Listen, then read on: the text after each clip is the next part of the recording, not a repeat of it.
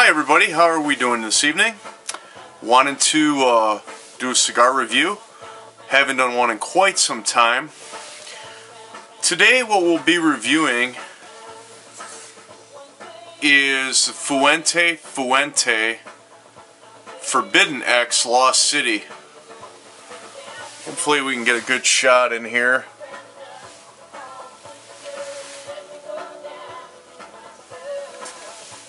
These are the double Robusto size. There were only 1,200 boxes of these made. It comes with a certificate of authenticity. And these are from 2010. As you can see, I've smoked some already. I've had a couple. I didn't want to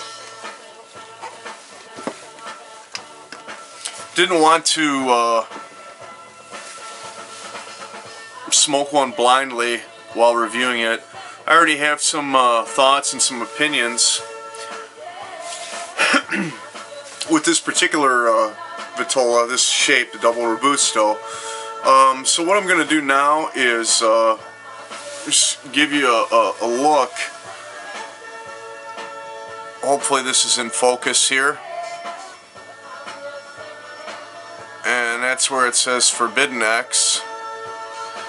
It, like any fine cigar, the Cubans are especially do this, the triple cap. Hopefully you could see the 3 rings.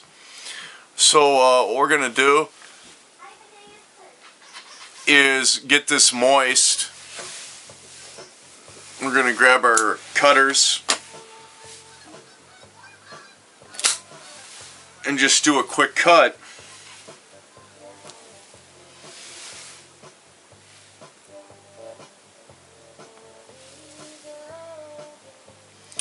So we're going to pre-light this. Just thoroughly toast the foot.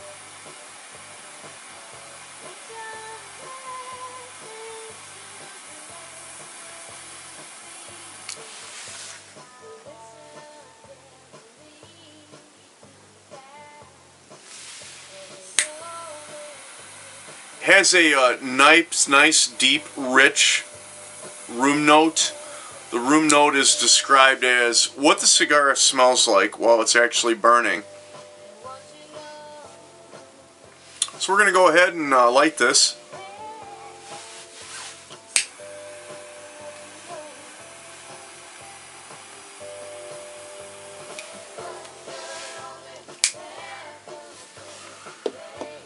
Today, for my viewers, I've selected, we're listening to Fleetwood Mac Rumors album, which has been remastered.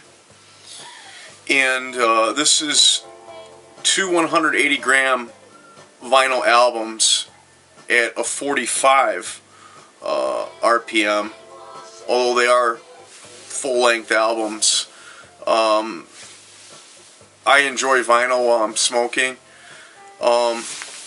And to pair up, we're having a real hefty glass of Amarone. It's an Italian wine, Amarone Classico.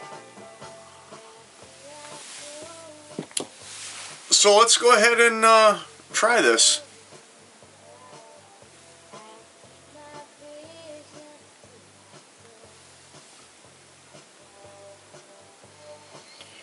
Right off the get-go, I'm getting a lot of pepper. It is very, very nice. It is a full-bodied cigar. And as I mentioned earlier, this particular size, a double Robusto. Robusto is Spanish for short or fat. I'm certainly not short, but I am fat. And these were manufactured in 2010.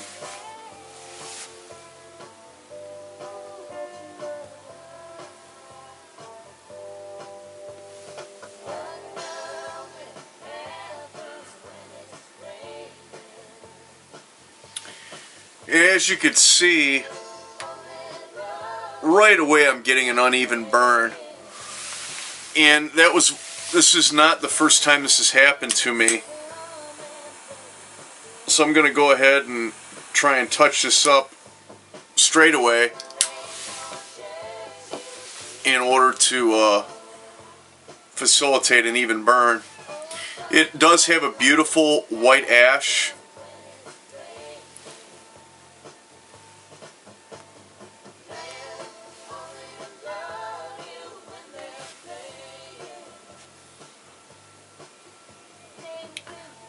Has a nice toasty taste to it, and this almost is a box press, like the Padrones, the Anniversario 64 Padrone, but this isn't quite box press, although it does have that feeling in my hand.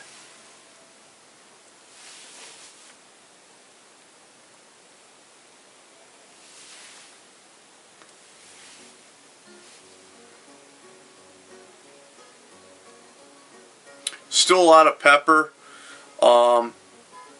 not too veiny on the wrapper itself, and I don't know if you could see this, right over here, starting to unravel on the wrapper. Now I have found this to be true with the other 2 Lost City Forbidden X's that I've smoked. I don't know whether or not to attribute this to the Tesoro, the actual roller, or if it is a just indigenous to the nature of this particular cigar.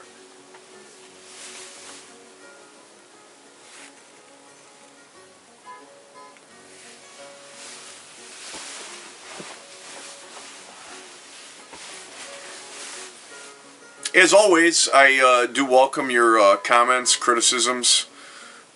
Ordinarily, I'd be drinking a single malt scotch like Craigenmore or like 15-year Macallan. Today I decided to go with the wine. Don't know why particularly I did that, but just kind of changed things up a bit.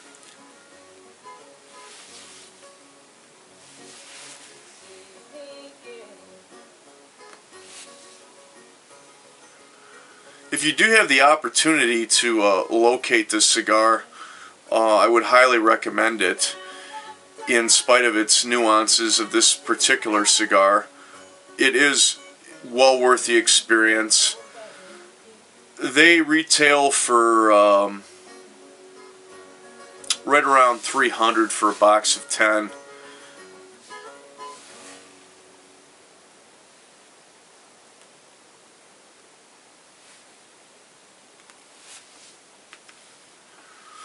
Now, the one that I will be reviewing, hopefully, shortly, is also a limited edition by Chateau de la Fuente. It is the Don Carlos Anniversario. That particular cigar has been one of the best cigars I've smoked in my life. So we will be doing a review of this. I can feel warmth right up between my index and middle finger, which is a little bit of a distance from the actual foot of the cigar. And as you can see, I am getting a nice burn now. The one thing I will encourage you not to do, should you acquire the Lost City Forbidden X, is to not take the wrapper, or excuse me, the label off of the cigar until you get it very close proximity to the cigar band. They, and I assume the reason they did this was to prevent counterfeiting of this particular smoke. They are very, the adhesive is very glued to the point where it does actually touch the wrapper. So that was one thing I'd like to caution you with this cigar, is to not remove the labels prematurely, as to totally ruin the cigar, as I have had happen.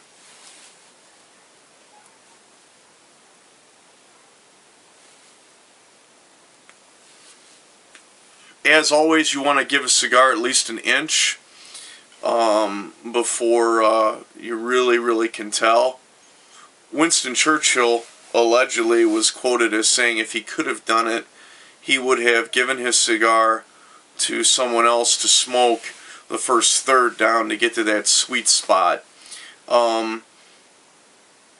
Not to downgrade Sir Winston Churchill in any respect or regard, but I personally, although that is the most enjoyable aspect of a cigar that I have found personally, but it is something that you really want to experience the whole depth of the cigar to see if it is multi-complex or if the cigar is one-dimensional.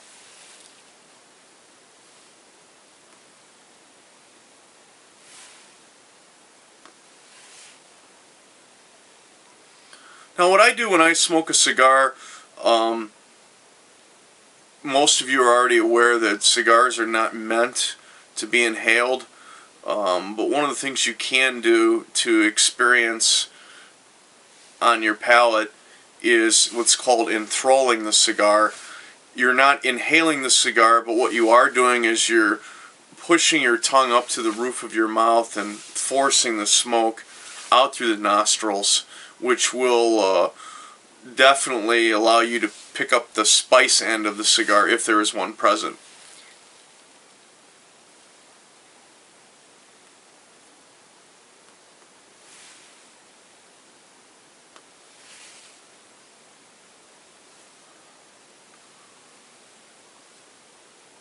And as you can see, still getting an uneven burn. For a cigar of this quality and of this magnitude in terms of price points, my personal feeling is this should not be happening. Whether or not this is the roller's fault. Now, there has been some discussion regarding the Fuente Opus X that rather than storing them at the traditional 70% relative humidity, 70 degrees Fahrenheit, because this is a all Dominican wrapper, all Dominican binder, and all Dominican filler. Those are the three aspects that make up a cigar.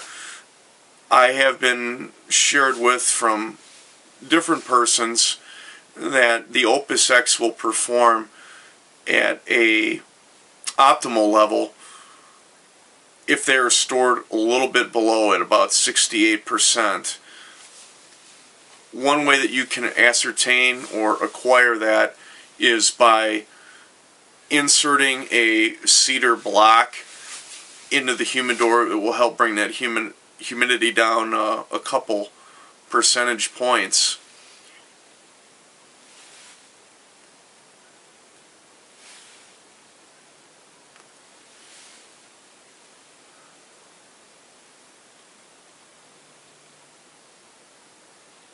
So far, it's pretty enjoyable. I would not rate it. Would not give it a on the Cigar Aficionado rating, the scale of 80 to 100. I would not give it 100. I am going to age the remaining 6 that I have left and not touch those. If you're able to acquire that discipline and have multiple humidors, which I do, that's certainly a way to go. For just like fine wines, I have found that as you age your tobacco, it certainly brings a lot of flavors out in the cigar.